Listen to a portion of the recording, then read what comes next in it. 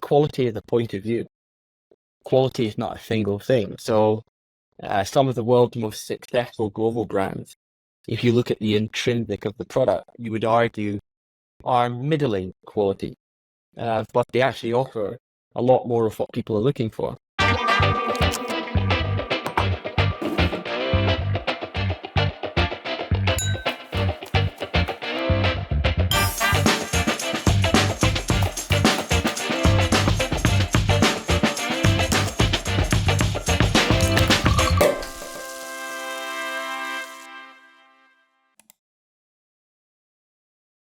Hey Grant, thank you for accepting the invite and welcome to A Glass of Marketing with Joe. The concept is pretty simple. We're gonna have a glass of wine while talking about marketing, of course, personal and professional growth. But before getting started, what are you drinking today? Yeah, so I have a Moldovan red wine. It's from Chateau Purcari. It's called a rare black, which is a great variety only found in Romania and Moldova. Spent 3 years in Romania, and I discovered the red wine is absolutely terrific, but very unknown. So actually really good value. So there you go. Yeah, no, I it's, bet you it's expected me to drink a beer, didn't you? Yeah, no, for people that don't know you, you are the Chief Marketing Officer of Asahi Europe and International. But yeah, no, man. So of course I was expecting you to drink beer for sure. I mean, I'm a big beer lover. But by the way, it's pretty interesting because you said you're drinking an unknown wine. Well, I'm drinking actually champagne. Um, but like the interesting thing here is um that of course there is a lot of marketing behind champagne and we all work in marketing, so usually you pay, I would say, 50% of the price because of the marketing, because of the label. So I actually started studying wine because I wanted to actually save money, right? I wanted to make the smart choice and be able to pay a good value for the quality as well. So I think it's pretty interesting that, sometimes we all focus on the known labels, but then, it's not always like that, right? Do you think it's the same for the beer market, by the way? Well, of course. So the alcohol market is all about, branding. So the product plays a role, but great products on their own are not exciting, right? The brand is what brings that energy and excitement. Um, and I've heard marketeers talking about, we are here to bring experiences, but that's not really true in my experience. I mean, that's what the consumer does with the product. But what we do is build the brand and the emotion and the joy that they are filled with, right? So yeah, Cremant and Champagne are basically the same. I think there's like 1 kilometer difference in France, right? But you pay a lot more. And that's just emotion, right? Because people are willing to spend the extra money for that feeling they get. And I guess, Scottish whiskey can get pretty expensive. People are willing to pay it for that feeling. And beer, absolutely. Beer is part of that. Although the relative price gaps are much smaller in beer. They're much more, that's why it's called the affordable luxury. Yeah, no, it's interesting. It's interesting. I feel like there are two reasons, maybe. The first is probably people don't really understand about the product. So you need to find shortcuts, right? So if you want to drink bubbles, you're gonna say, I'm gonna have champagne. If you wanna have, I don't know, beer, you're gonna just choose the brand you know. But sometimes actually knowing about the product allow you to go away from those shortcuts and actually buy the quality, right? Or at least buy what it's really the quality and not just the marketing. So this is one side. On the other side, I feel like people want to be part of something, right? So eventually, if you drink a certain brand of beer, a certain brand of wine, a certain brand of clothing, then you put yourself in a certain group, right? And probably this is also the power of marketing. How important is marketing and how important is quality on that? I mean, if we want to talk about the beer Well, industry. quality is a point of view.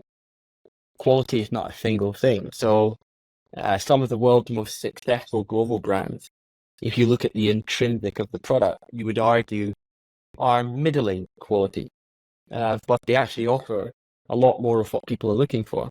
I mean, some of the most famous chefs in the world have actually said, when it comes to beer, the craft thing is interesting, but to be honest, it lost their way because I just want a cold beer that's easy. And beer is supposed to be easy. It's not supposed to be difficult.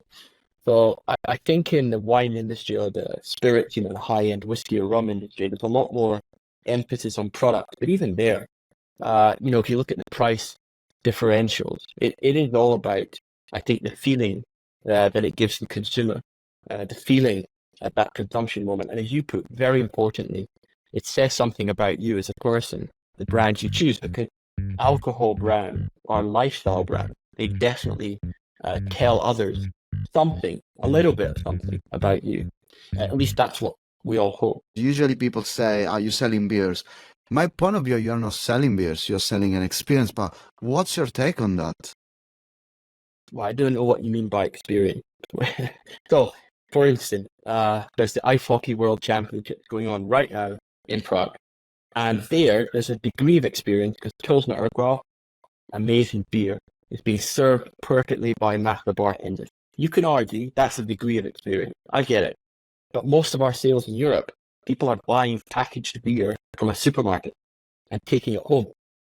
So we're not responsible for that experience. But they have great experiences. They may watch important football match with their friends. They may go out disco dancing and they drink beer and they have a great time there. They may go to a music festival and have a great experience where our products or our brands are part of it, but we're not creating those. So I think that's a marketing exaggeration. I think we have to create great brands that feel a natural part of those occasions. In the same way as you said, if you have a celebration, what's the drink of choice? Champagne.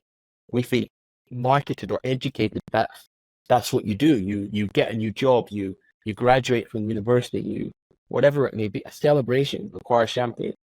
There's no reason for that. There's no product reason for that. That's a learned marketing idea, isn't it? But for people that don't understand what Asahi is, can you list like the biggest brands you guys got, like to kind of understand how many you got actually?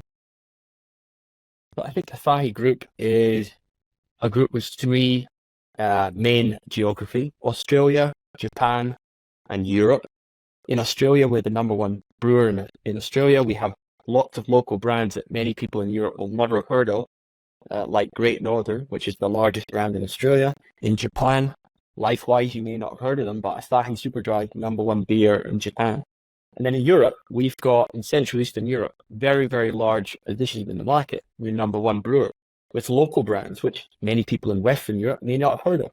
So, Tiskia in Poland, Csukash in Romania, Peroni in Italy, Grosch in the Netherlands, Gambrinus and Radega in Czech Republic, Šariš in Slovakia, Dreher in Hungary, etc. So those are the core of the Asahi business. But there are also 5 global brands: Peroni Nastro Azzurro, Asahi Superdry, Grosch, Pilsner Urquell, and Kozel.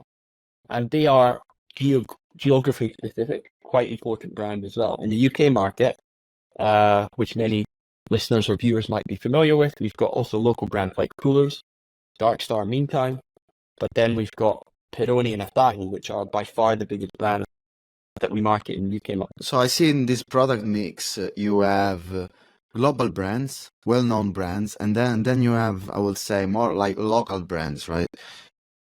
Which one you think is more important?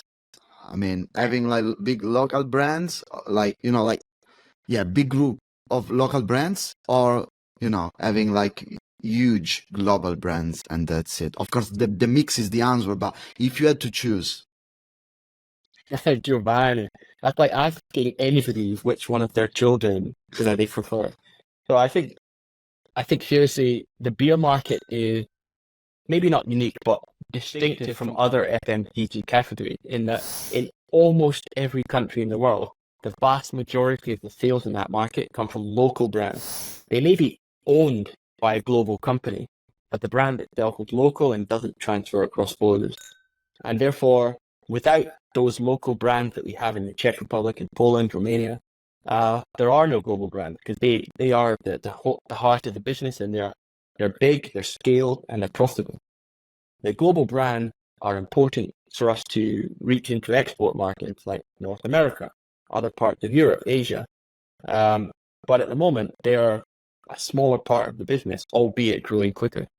So I think to answer your question, in the Czech Republic, what would I rather have? What's an easy answer? The local brand, which have given over 50 share of the market. Yeah.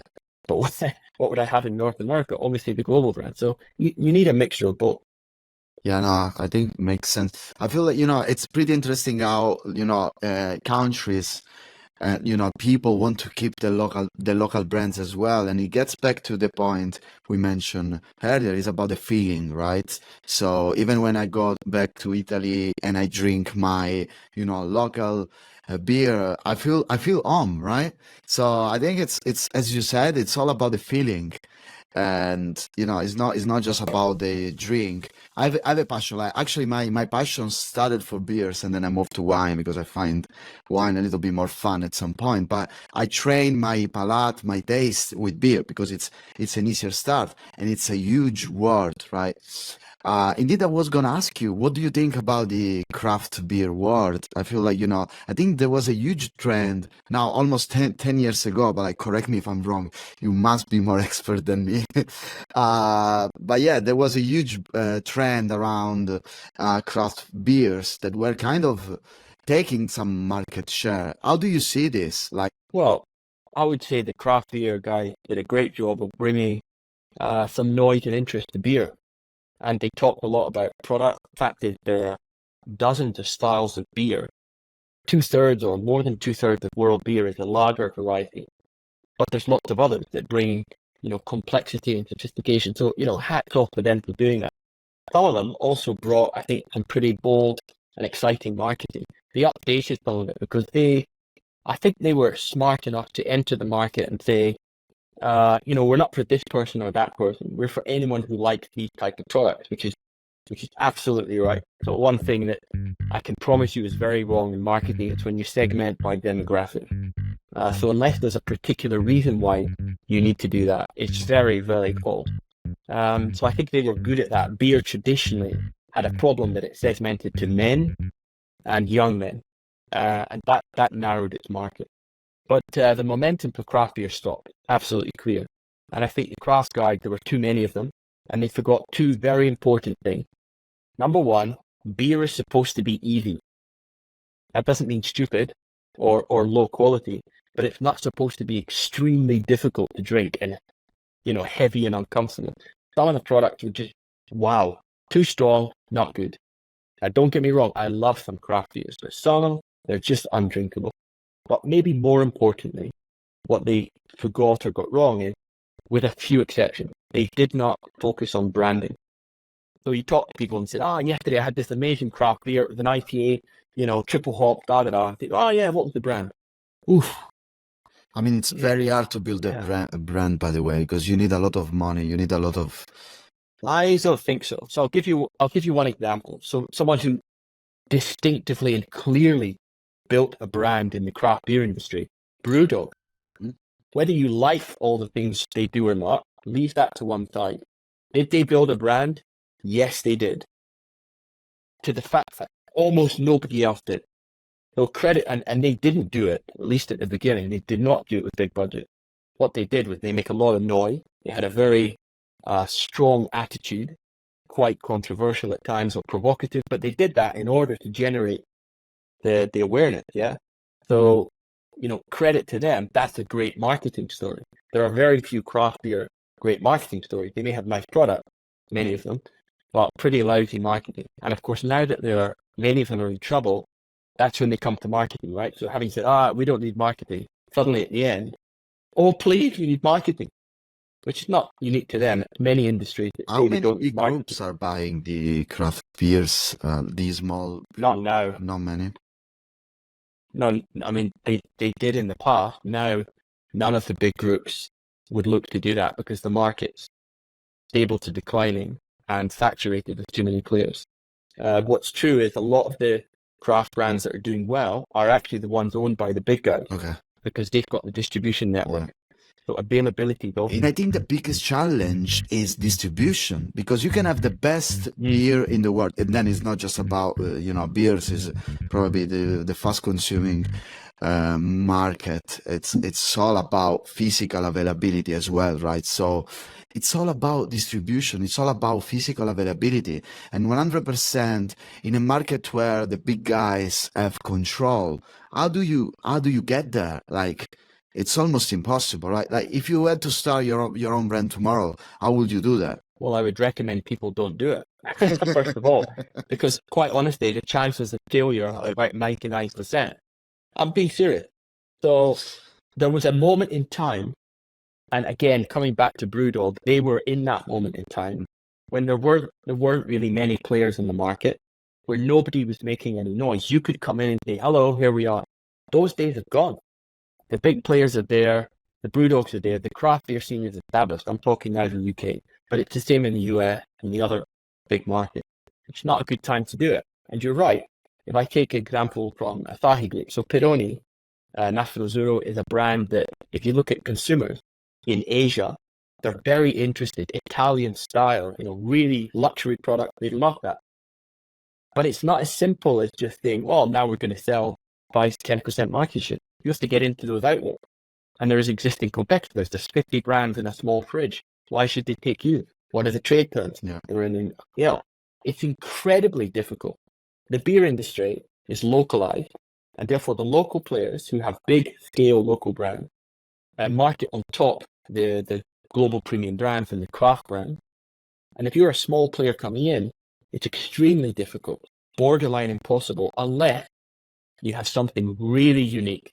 I mean, really unique, either at the product or brand level. Otherwise, what you think is a lovely IPA, and it might be, it's just not unique enough to get in there. Yeah, no, it gets back, and I think you touch it pretty well. The Loves of Growth from Byron Sharp.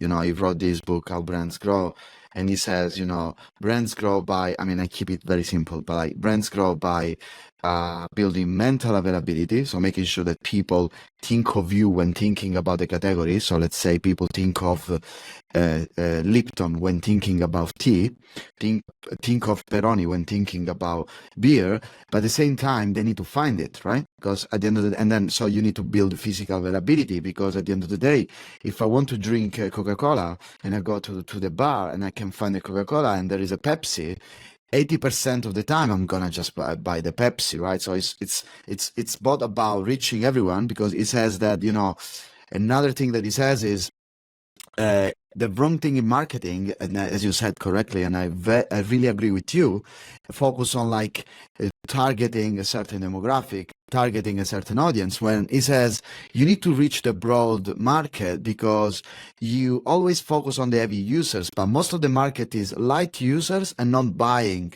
users. But the non-buying will start becoming light users, and the light users will start buying eventually more, right? So it's all about reaching everyone.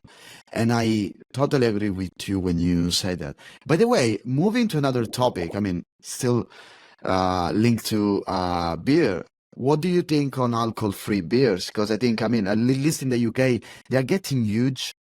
A lot of people drinking it.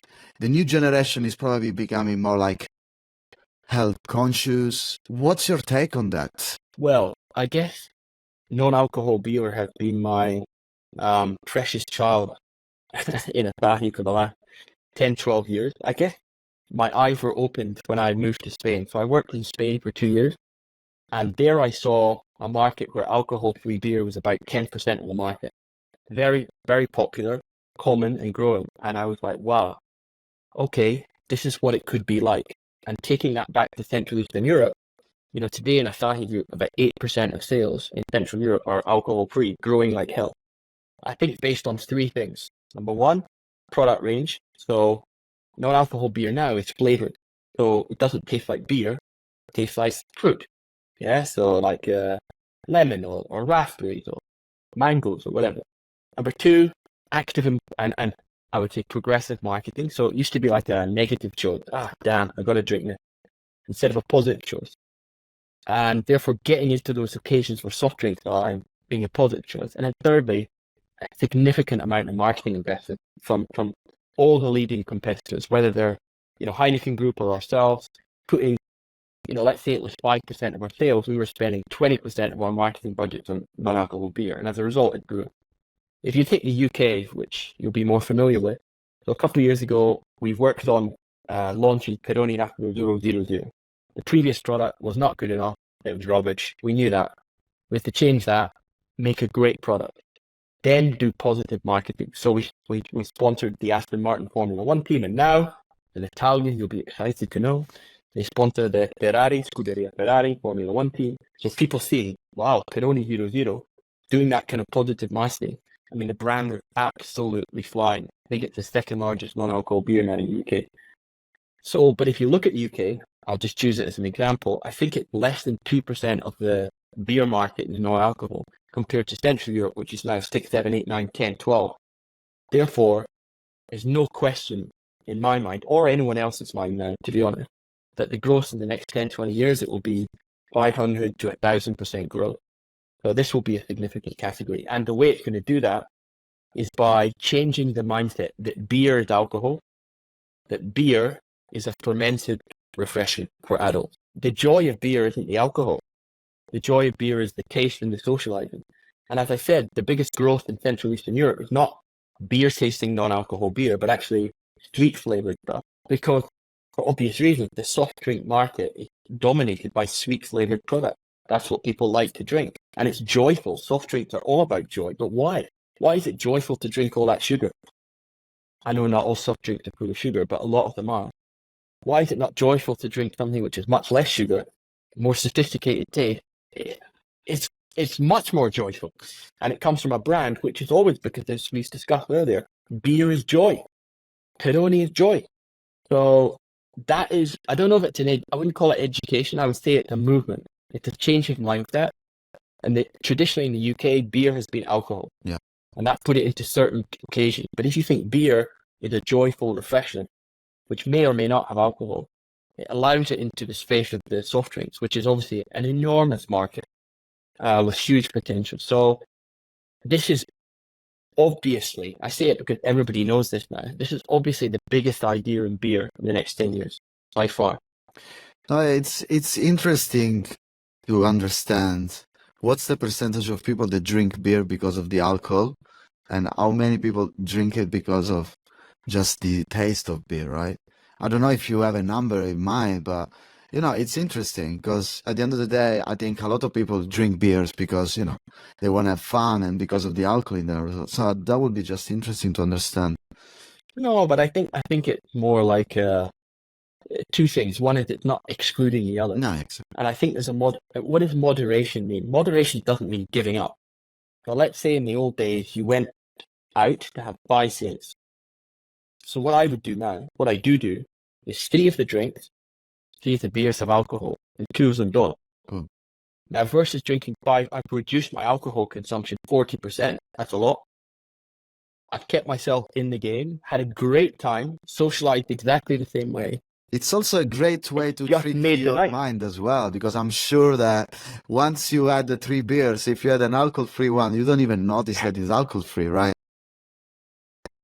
Well, you sometimes do, but that, I guess, also since the product quality, taste quality improved dramatically. Like some of those old products are crap, let's be honest, and that's not the case anymore. There's a lot of good ones out there. Yeah, we work in a similar environment because I work for Lipton, so it's still like grocery shopping, right?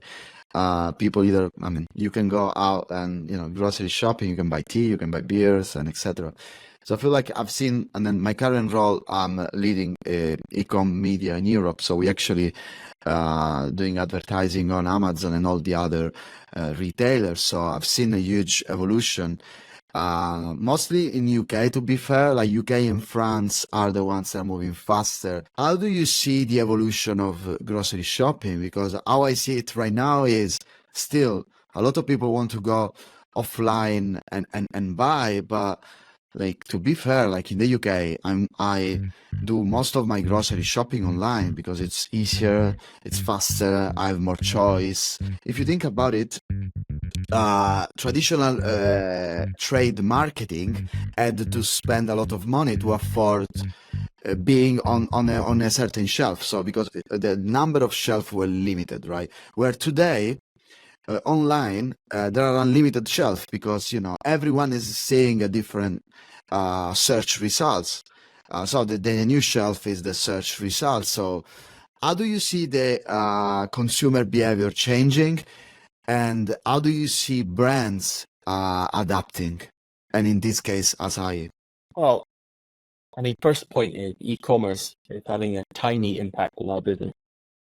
It's 2% of sales, sometimes 2.5, 3. It's something massive relative to other things. So I'll give you two massive changes in the beer industry. One, the rise of German retailers. Lidl, Aldi, Kaufland have revolutionized retail way more than e-commerce, way more, by a factor of 100 to 1. So that's what's in our conversation. The role of discounters, the role of these, much, much more impactful. And some of the impacts, though, are ironically shared, which is the strongest brands are going to be better positioned because there's usually less choice, less variety, and these guys only want the top brands. The same way as e-commerce, nobody wants 400 brands online. How can you manage that, right? You have to reduce it. So you better be in the top brand list. I guess the other one is, of course, the fall of the on-trade, the pub market, the bar market, which in all of Europe before COVID was declining, and post-COVID, with a couple of exceptions, has not recovered at all to where it was, and it's really, way, way smaller and shrinking. Those are massive impact. Again, 100 times bigger than the impact of e-commerce in all of the big markets where we call it the on-trade, right? So bars, restaurants, pubs.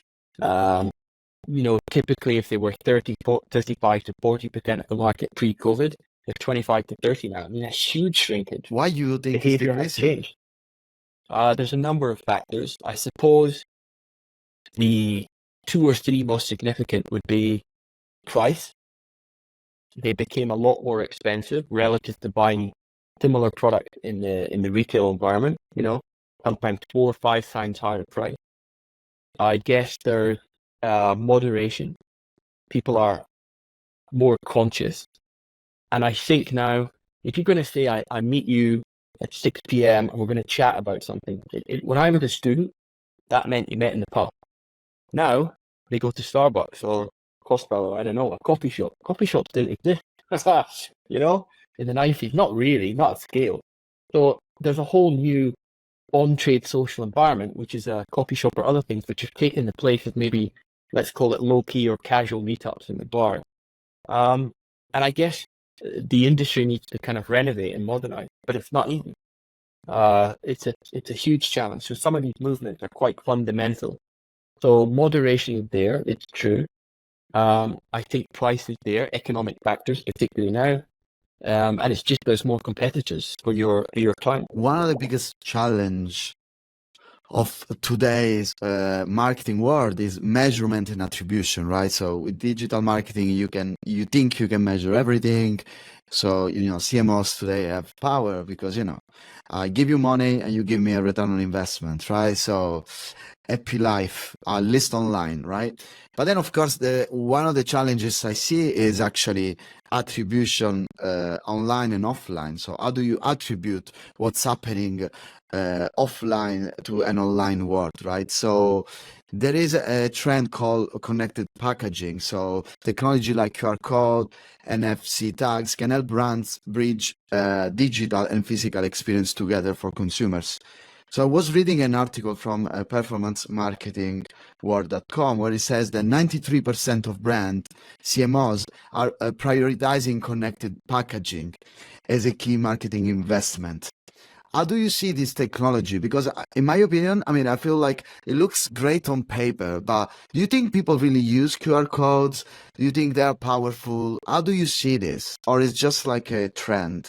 Well, I think 93% of CMOs have it priority 11 out of 14. So what do you mean by come on, guys? This is one of those things that comes in marketing. So we have QR codes on many of our packaging, right? Okay. And if you go there, it gives you some information. We know the numbers, way less than 1% of all, okay, pack or scan, way less. So 99% of people are not interested because they know what this is. In many cases, it's a data gathering exercise. I want to get first party data to then try and market to you, which is not the most enticing concept for a consumer. There are different ways to use them. You can do promotions and then it's more popular, etc. So is this useful? Yeah. Is it interesting? Yeah. Is it revolutionary? Of course not. What are we talking about here? So are we talking about marketing or gimmicks? Well, I've been around. I've been here since '97 doing this stuff, right? And every few years there's a revolution, which isn't. Okay, it impacts a little bit. So not interested. Yeah, we use it. Yeah, it's okay. Sometimes it's not okay. Not that interesting. Big deal. Next question. No, yeah, no, I love it. I agree with you, by the way. I think it's a great point. I mean, I find QR codes pretty cool after the pandemic when, like no restaurants have menus, like paper menus, like you need to, Yeah. scan the QR code, which for the first time I actually found QR codes pretty useful. But maybe in the future when you have like glasses and then you can look at something and scan it, maybe it's much better. What's your take on developing the future of marketing talent? Well, I don't give particularly different advice to any generation because I think advice is what it is. So it's just from my experience. So I also talk to students and lecture at the university here in Prague, and I just say, this is what I've learned in 27 years. The thing I would say is 70% of everything you will learn or develop from is based on your experience. So the formal education part is about 10%. 20% comes from your social group, the people at work, the people you engage with, people like Giovanni, listening to his wonderful, broadcast. Sure. 70% comes from the choices you make about what to do with your business career. And the best advice I can give is do as many different and unusual things as you can as soon as possible. Go to a different culture, go to a different country, go to a different function, because you'll develop, those skills. And that's the advice I give. And listen to everyone, but make your own mind up and follow the science. So there's no excuse, I think, today in marketing for not understanding the science, right? Because it's out there. So be careful about people who sound cool and try to, directly contradict the science. I wouldn't trust these people, regardless of how charismatic they are. Of course, you can be charismatic, but if you don't fix the problem, if you don't know what you're talking about, you're losing, right? On the other side, you need to be street smart because at the end of the day, companies are made of people. You need to know how to live with these people because you can be the smartest in the room. But if you always want to be right, if you are not ready to apologize, if you don't understand who you have in front of you, then you just conflict, right? And conflict management, I think, is a big part of your role, right? So I think it's a matter of knowing how to be a good marketing manager. So funnel, buyer personas, the 4 Ps of marketing, read all the books you want, study all the theory, apply the theory, but then also be a nice guy, be a nice person, Well, I think know how to work in the system. That's right. Try to avoid conflict, but when it comes, know how to deal with it. So basically, be bloody good at your job. You don't have to be that nice, but you have to be that good. I love it. How do you find work-life balance? How do you find that? How do you manage that? Yeah, I've always struggled with this question because I had great fun at work. I did find it traumatic and difficult and unpleasant. Of course, some tasks, some meetings were boring as hell. Yes, but I had great fun at work. I loved what I did, and I was very motivated to achieve things. So I really took a lot out of work, and I was lucky. I worked in an industry, beer, where there was a lot of cool stuff.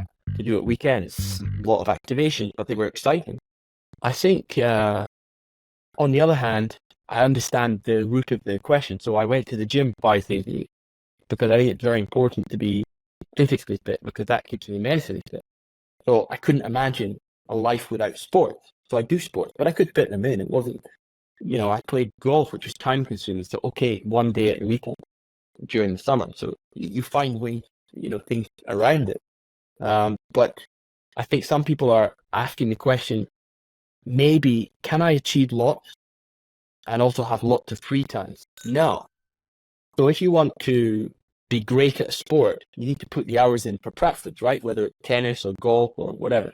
If you want to play a musical instrument, play the piano, play the guitar, you need to practice for hours. If you want to be great at marketing, you need to put in the work. I can't think of things in my life that I haven't been able to do because of work. But then again, I had so much out of work. When I talk with people that have been very successful at work, right?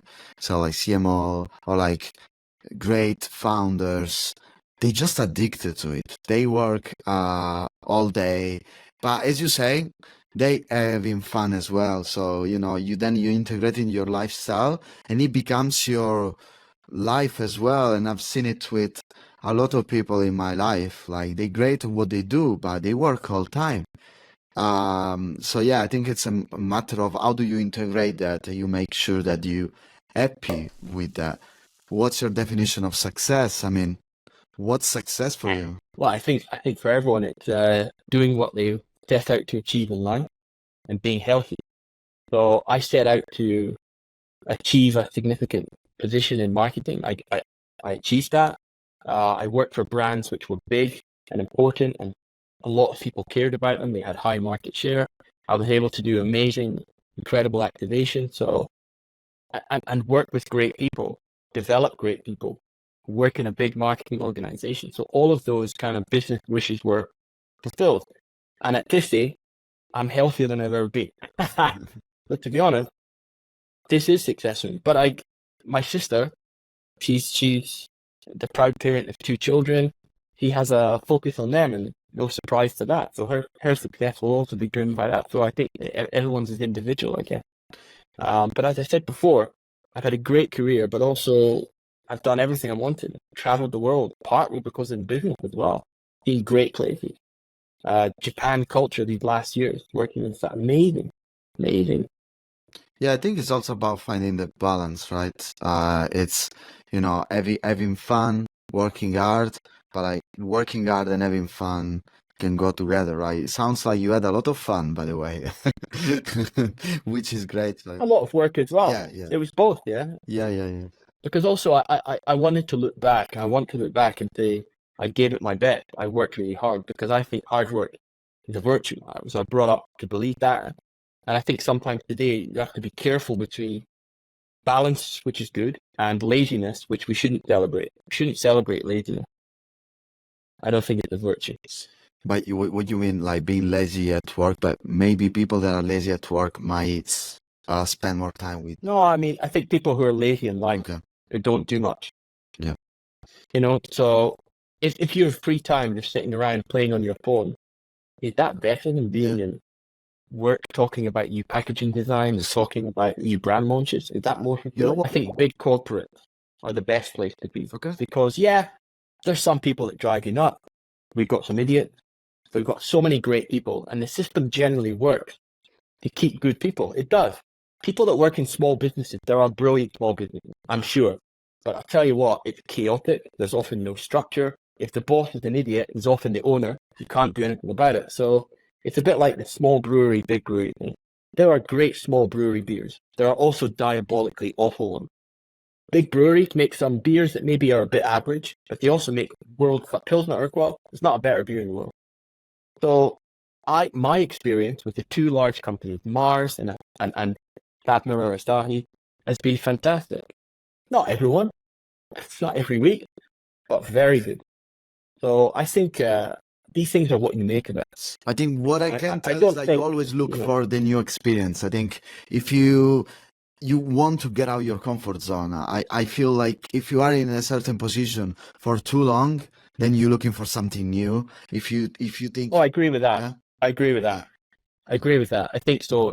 Even though I've worked for one company, I changed jobs and even locations and countries and teams frequently.